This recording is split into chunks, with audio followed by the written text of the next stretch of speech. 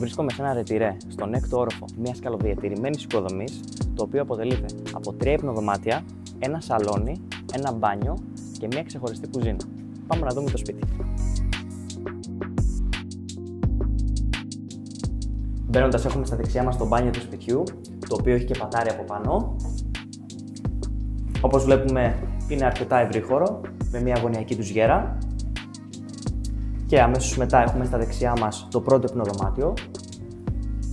Και ερχόμαστε αμέσως μετά στο σαλόνι του σπιτιού, το οποίο είναι πολύ φωτεινό και υπάρχει έξοδος στη βεράντα. Αμέσως μετά έχουμε στο αριστερό μας χέρι την κουζίνα και τα 2 υπνοδωμάτια.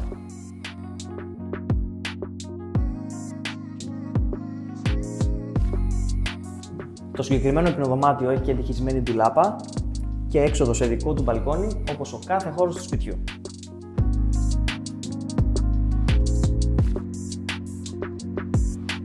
Ένα από τα πιο δυνατά σημεία του σπιτιού είναι το μπαλκόνι του, διότι είναι τεράστιο όπως βλέπουμε και μπορούν να τοποθετηθούν τζακούζι, κούνια, μπορούμε να κάνουμε πάρτι, γενικά ό,τι μας περνάει από το μυαλό.